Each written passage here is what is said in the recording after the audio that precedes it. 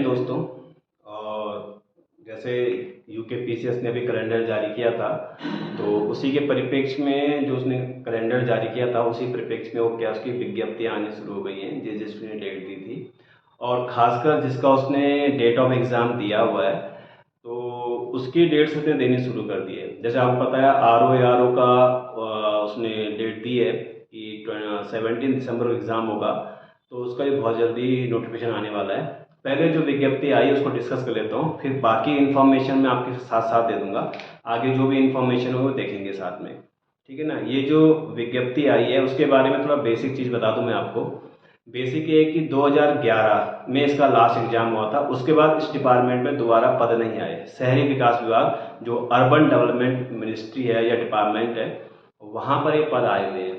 तो 2011 के बाद इसमें कोई भी एग्ज़ाम नहीं हुआ है और उसके बाद ही बहुत बहुत लंबे 11 लगा लो, अभी 2023 चल रहा है, तो काफ़ी लंबा टाइम हो गया इसमें। मतलब जो 12 साल से ऊपर हो गए, कोई पोस्ट ही नहीं है, जो कि पोस्ट बहुत लंबे टाइम से खाली थी।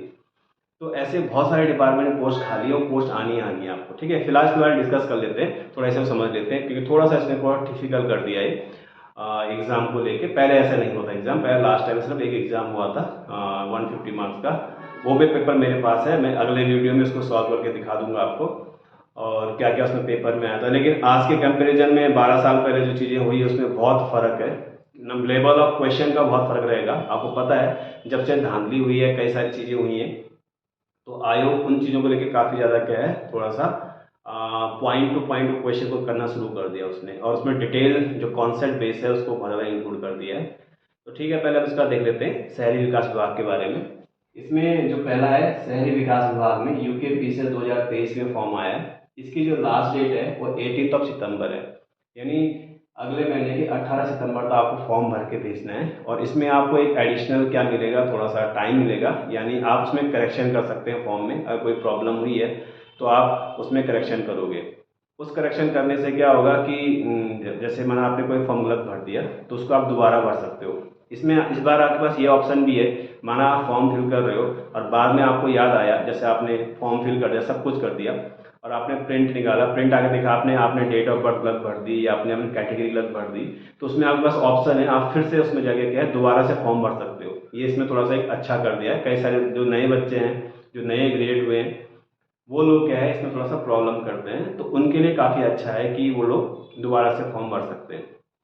बाकी लगभग लगभग 5 दिन वो करेक्शन का देगा, यानी जो 18 तारीख है उसके बाद 5 या 10 दिन आपके पास देगा एक्स्ट्रा कि आप उसमें कर सकते हो। और आपको पता है इस एग्जाम की जो डेट ऑफ एग्जाम है 26 नवंबर है, 26 नवंबर को एग्जाम हो जाएगा। तो यानी 18 सितंबर है ना, आपको पता है अगस्त महीना खत्म हो गया, सितंबर अक्टूबर आपके बीच में, नवंबर में एग्जाम है और आपको ठीक एक महीने बाद उसके बाद 17 दिसंबर को समीक्षा अधिकारी है। तो जो बच्चे अभी से पढ़ना शुरू करेंगे, ठीक है ना, उन्हीं का सिलेक्शन होगा। हमारे यहाँ पर भी, हमारे संस्थान में भी क्या है, ऑनलाइन ऑफलाइन क्लास चल रही है, तो आप उन्हें भी ज्वाइन कर सकते हो। आप मैसेज कर सकते हो, एक कमेंट करके आप एडमिशन ले सकते हो। बहुत ही सस्ते में रहेगा, क्योंकि इसमें हमारा ये है कि प्री क्वालिफाई हो जाए, उसके बाद मेंस में बहुत सारे बच्चे हमारे पास आ जाए। खैर, उसके आगे देखते हैं इसमें। तो इसमें शुरुआत में आयोग ने लिखा है, बार बार लिखा है उसने कि जो आरक्षण का आप दावा कर रहे हो वो दावा आपका बिल्कुल ठीक ठाक होना चाहिए, यानी आपको किसी प्रकार से उस दावे में गड़बड़ नहीं करनी है। यानी कि जो आरक्षण है उसके बारे में आपको साफ साफ लिखना है। दोबारा अगर आप बाद में आरक्षण की बात करोगे, रिजर्वेशन की, एससी एसटी ओबीसी वीमेन, जो भी दिव्यांग जो भी चीज़ें हैं, उसको क्या है, कोर्ट का जो मामला है उसमें साफ साफ कहा गया बाद में इसको स्वीकार नहीं किया जाएगा। तो वही इसमें उसने कह रखा है। ये मैंने जो चीज़ें लिखी है ये मेन चीज़ें लिखी हैं, जिससे क्या है बेसिकली जैसे बच्चों को क्या दिक्कत होती है, जो फॉर्म भरते हैं दिक्कत होती है, उसको लेके लिखा है। संशोधन के लिए पुनः लिंक खुलेगा, ये मैंने आपको बता दिया था अभी। एज को लेके 21 से 42 साल इसमें मांगा हुआ है, 21 to 42। इसका मतलब इसमें जो बेसिक क्वालिफिकेशन है वो ग्रेजुएशन है। और इसके जो काउंट किया जाएगा 1 जुलाई 2023 से काउंट किया जाएगा एज को। 21 से 42 साल है, 1 जुलाई 2023 से इसको काउंट किया जाएगा। दूसरा, एज में जो रिलैक्सेशन है, छूट है, वो दिव्यांग जनों को 10 साल का दे रखा है, क्योंकि दिव्यांग का मामला चल रहा था, वो मामला क्लियर हो गया, तो उनको क्या है 10 ईयर का रिलैक्सेशन मिलेगा। यानी कि अगर उस समय 50 साल के तो वो लोग फॉर्म भर सकते हैं। स्वतंत्र संग्राम सेनानी, यानी जिनके फादर या दादाजी होंगे बेसिकली, अब तो जनरेशन लगभग लगभग कम ही रह गई, या जिनके दादाजी कई स्वतंत्र संग्राम सेनानी रहे हों, तो उनके जो पोते हैं पोतियां हैं वो क्या कर सकते हैं, उनको 5 ईयर का रिलैक्सेशन मिलेगा। ठीक है, बहुत सारे हमारे उत्तराखंड में ऐसे हैं जो आप देखोगे कि वो बहुत टाइम से फॉर्म नहीं भर पाए, लेकिन अब समस्या के कारण गवर्नमेंट जॉब की तैयारी करते हैं कई सारी चीज लोग, तो वो लोग इस फॉर्म को भर सकते हैं। स्वतंत्रता संग्राम सैनिक को 5 साल का रिलैक्सेशन है। SC ST OBC को 5 ईयर लिखा हुआ है। जहां तक मुझे याद है OBC को 3 ईयर मिलता है, लेकिन नोटिफिकेशन में इस बार उन्होंने 5 ईयर लिखा हुआ है, तो ये थोड़ा देखने वाली बात हो सकती है। हो सकता है आयोग फिर से करेक्शन करके भेजे कि OBC को 3 ईयर काउंट किया जाए। 3 ईयर माना जाता था, SC ST को 5 ईयर पहले से था। तो जो उसने नोटिफिकेशन लिखा है मैंने वहीं से लिखा है, तो आप उसको 5 ईयर ही पढ़े, अब हो सकता है करेक्शन करके बाद में दे। एक्स सर्विसमैन यानी जो पहले मिलिट्री में रहे हैं, तो जितने सालों मिलिट्री में रहे उसको माइनस करके अपनी एज को वेरीफाई कर सकते हैं, उसमें कोई प्रॉब्लम नहीं रहेगी इसमें। दूसरा, ये जो पोस्ट है शहरी विकास विभाग में पोस्ट है, ये ग्रुप सी के लेवल में है, यानी ग्रुप सी में काउंट की जाएगी। इसका मतलब सिर्फ उत्तराखंड के लोग इसे भर सकते हैं, यूपी के बिहार के बच्चे इसको नहीं भर सकते, उनके लिए फॉर्म नहीं है।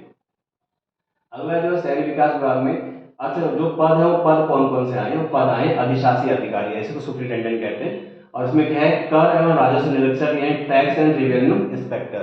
ठीक है, ये जो दोनों जैसे अधिशासी अधिकारी है, ये नगर पंचायतों में काम करेगा। बेसिकली ये दोनों यानी अधिशासी अधिकारी, कर एवं राजस्व निरीक्षक, ये हमेशा जहां पर नगर पालिकाएं होंगी, यानी कि 74, ठीक है, 74 अमेंडमेंट से जो हमें म्यूनसिपैलिटीज मिली है, नगर पालिकाएं मिली है, वहीं पर ये सब लोग जॉब करते हैं। ठीक है ना, क्योंकि उनके जैसा आपको पता नगर पालिकाओं को क्या है, 18 विषय दिए गए, 18 विषयों पे नियम कानून बना सकते हैं। ठीक है ना, और जो हमारी पंचायतें होती हैं उन्हें क्या है, लगभग 29 विषय दिए गए हैं। अब वो अलग बात है कि सरकारें क्या है 29 विषय नहीं देती टोटल उनको। तो 18 विषयों में जो नियम कानून बनाए जाते हैं, उनसे जो टैक्स कलेक्ट करता है, जैसे नगर पालिका परिषद होगी, नगर पंचायतें होंगी, नगर निगम होंगे, वहां पर भी जॉब होंगी। अधिशासी अधिकारी नगर पंचायतों के लिए, उत्तराखंड में पंचायतों की संख्या बढ़ रही है, इसलिए वहां पर अधिशासी अधिकारी चाहिए। तो एक बेसिकली टैक्स कलेक्ट करते हैं, अन्य चीजें देखते हैं कितना पैसा है क्या जाए, उसका पूरा हिसाब देने का काम होता है इनका। ठीक है, तो ये भी क्या है अपना में अच्छा पद है, काफी अच्छा पद है। लेवल 5 का इसमें मिलता है सैलरी। ठीक है, लेवल 5 काफी अच्छी सैलरी होती है स्टार्टिंग में, बाकी धीरे धीरे बढ़ती है, आपको पता ही है। अगला जो है इसमें एग्जाम पैटर्न जो है वो काफी पेचीदा है, काफी ठीक है, आप ऐसे कर सकते हो। इसमें 2 पेपर होंगे। प्रथम प्रश्न पत्र होगा वो सामान्य हिंदी का होगा, यानी केवल 100 नंबर की इसमें हिंदी आएगी। अब आपको इसमें समझने वाली बात है, केवल हिंदी आएगी इसमें, तो हिंदी जो आएगी इसमें हिंदी के उसमें लगभग 10 टॉपिक दिए हैं, और उसमें जो टॉपिक दिए वो इतने टफ है ही नहीं कि आप ये सोचो कि यार हमारे 100 नंबर कैसे आएंगे।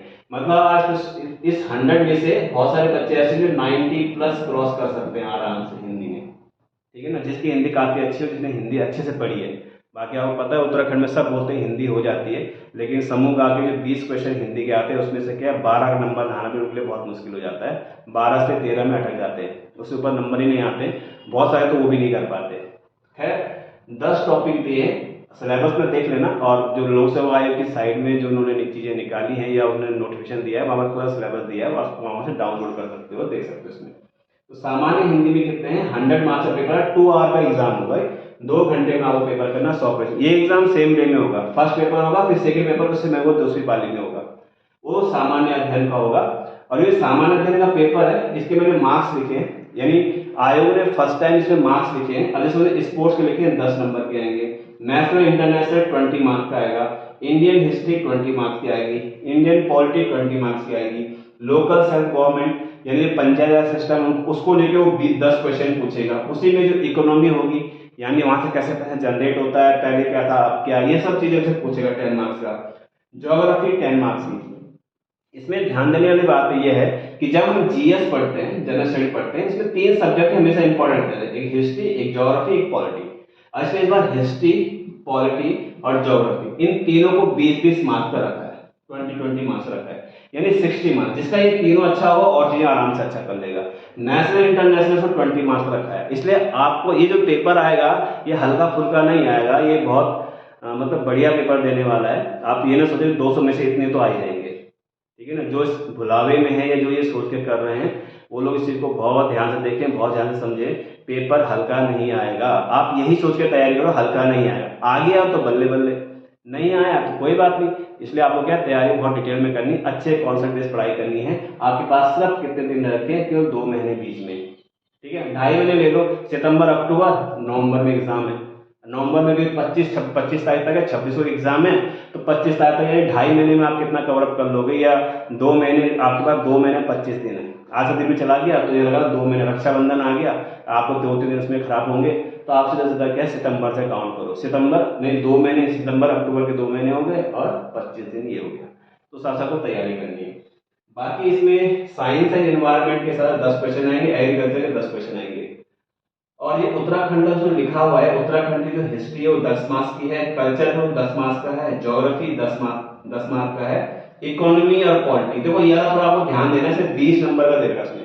तो यहाँ पर इसमें एडमिनिस्ट्रेशन लिखा हुआ है, यानी प्रशासन के बारे में। तो प्रशासन के बारे में जो क्वेश्चन आएगा इसमें आपका क्या आएगा, प्रशासन वाले में गोरखा शासन में कैसा था, चंद राजवंश में शासन व्यवस्था कैसी थी, ब्रिटिश काल में कुमाऊं में और गढ़वाल में किस प्रकार की शासन व्यवस्था थी, उन सब को लेके 20 क्वेश्चन का पेपर आएगा। इस पे आपको ज्यादा फोकस करना है। बाकी रिसोर्सेस यानी उत्तराखंड में हम कैसे डेवलप कर सकते हैं, ये सब चीजों के बारे में 10 क्वेश्चन का आएगा। और एक लास्ट क्वेश्चन उसमें क्या आरेख वाला आएगा, जैसे नॉर्मल एग्जाम में आता है कि उसमें चार्ट आता है, बार चार्ट वगैरह, वो 10 मार्क्स का आएगा। तो टोटल जो है 2 पेपर है, प्रथम प्रश्न हिंदी का, सेकंड वाला क्या है, सामान्य अध्ययन का है, 300 मार्क्स का पेपर है। जो हिंदी का पेपर है उसको आपको 2 आवर्स का टाइम दिया, 2 घंटे का टाइम दिया है, और जनरल स्टडी को 3 घंटे का टाइम दे रहा है, यानी 200 क्वेश्चन आएंगे। तो 200 क्वेश्चन ही आपका क्या है, तकदीर बदल देंगे। और सबसे अच्छी बात, आपको सिर्फ यही एग्जाम देना है, इसके बाद सीधा आपकी जॉब लग जाएगी अगर आपका सिलेक्शन होता है। और ये एग्जाम जो है 300 का आप 70% लेके चलो, अगर आप 70% मार्क्स लेके आओ तो सिलेक्शन हो जाएगा। मे भी इसमें कट ऑफ नीचे जाए ऊपर जाए वो बहुत बात की बात है, लेकिन आप तैयारी सब इस हिसाब से करो, ठीक है ना, इस हिसाब से आप तैयारी करोगे तो आराम सिलेक्शन हो जाएगा। टोटल 300 मार्क्स का है, तो आपको लगभग 210 प्लस नंबर लाने दोनों मिला के, हिंदी और इसमें। अगर आपने हिंदी आपकी अच्छी है तो आप यहाँ से अच्छे से तैयारी कर सकते हो। यहाँ पर 200 में से 100 नंबर लाना फिर भी आसान है, 210 से ऊपर आपको नंबर लाने किसी हालत में। 210 से ऊपर इसकी कट ऑफ जाएगी, इससे नीचे कट ऑफ नहीं रहेगी, ठीक है ना। आप यही सोच कर तैयारी करो। बाकी अगर कट ऑफ आगे जाके 150 नंबर जाए तो उसमें मैं भी कुछ नहीं कर सकता, आप भी कुछ नहीं कर सकते, लेकिन बेसिकली आपको यही तैयारी करनी है। फिर आगे जो मैं आपको मेन बात बताने वाला हूँ कि 17 दिसंबर को समीक्षा अधिकारी का एग्जाम है। तो 17 दिसंबर को समीक्षा अधिकारी है, तो आप उसकी तैयारी अभी से कर लो। ये बहुत अच्छा हुआ कि आपके पास ये वाला एक पेपर पहले आ गया, इसमें आप लग जाओ, और समीक्षा अधिकारी आपकी, इसी से आपकी क्या है, लगभग 80% तैयारी हो जाएगी, जो आपका ये सिलेबस दे रखा है इसमें, ठीक है ना। क्योंकि करंट अफेयर के जल्दी चेंज नहीं होता है, नियुक्तियां चेंज नहीं होती है, स्पोर्ट्स चेंज नहीं होता है, तो निश्चित वो यही में से कुछ देखेगा। जो बच्चा अभी से पढ़ना शुरू कर देगा उसका दोनों जगह प्री क्वालिफाई हो जाएगा, इसमें नौकरी लग जाएगी, उस वाले में प्री क्वालिफाई हो जाएगा, मेंस की प्रिपरेशन करेगा। और आपको ये पता है कि समीक्षा अधिकारी 150 नंबर का पेपर आएगा, उसमें 50 मार्क्स का अगर मैथ्स रीजनिंग एप्टीट्यूड वगैरह चीजें ऐड कर लें तो 100 नंबर का जीएस है। तो अगर आप यहाँ पर से अच्छा पढ़ना शुरू कर देते हो, आरओ तो एकदम चुटकियों में निकल जाएगा, आपका टारगेट डबल हो गए। ये बहुत अच्छी बात है कि एकदम फॉर्म आ गया, और फॉर्म आने के बाद अपना टारगेट का एग्जाम देना 26 को, अगले महीने 17 को एग्जाम देना है। तो जो बच्चा अभी से लगा रहेगा दोनों एग्जाम क्लियर हो जाएंगे। इससे बढ़िया अपॉर्चुनिटी नहीं मिलेगी, इससे बढ़िया मौका नहीं मिलेगा। आप लोग बहुत अच्छे तैयारी करो, बहुत आसान है। आप ऑनलाइन ऑफलाइन यहाँ पर तैयारी कर सकते हैं, आप हमसे भी कांटेक्ट कर सकते हैं, जहाँ आपको ठीक लगता है आप वहाँ भी पढ़ सकते हैं, ठीक है ना। तो बस इस फॉर्म में यही था। अभी समीक्षा अधिकारी का फॉर्म आएगा, और आपको बता दूं कि आगे जाके जो जिन फॉर्म की उसने डेट नहीं बताई है, जो कैलेंडर जारी किया जिसकी डेट नहीं बताई है, वो सितंबर लास्ट में या अक्टूबर फर्स्ट वीक में आपको पता लग जाएगा, उस सबकी डेट दे देगा कब कब कौन कौन से एग्जाम होने हैं। तो सारे एग्जाम होने हैं, यानी आप 2024 तक पैक हो पूरा, 2024 दिसंबर तक। अभी 23 चल रहा है, अगले साल का दिसंबर तक आप पैक हो। आपको किसी प्रकार की क्या है लापरवाही नहीं करनी, लगातार आपके पूरे साल भर एग्जाम चलते रहेंगे, इसलिए बहुत अच्छे से तैयारी करो, किसी प्रकार की लापरवाही मत करो, और किसी भी एक एग्जाम को टारगेट कर लो, ठीक है, कहीं ना कहीं सिलेक्शन हो जाए। इसके बाद मतलब एग्जाम होना बहुत मुश्किल है, क्योंकि 27 में चुनाव, तो उसके बाद 27 में 25-26 के बाद ही फॉर्म आएंगे, क्योंकि उनके पास सबसे अच्छा ऑप्शन हो गया कि भाई इतने सारे पेपर हैं, 24 तक नया विज्ञप्ति नहीं आएगी। इसलिए आप अच्छे से तैयारी करो और लगे रहो, कहीं ना कहीं आराम से सिलेक्शन हो जाएगा। बाकी से आगे नेक्स्ट वीडियो में। जय हिंद, जय भारत, जय उत्तराखंड।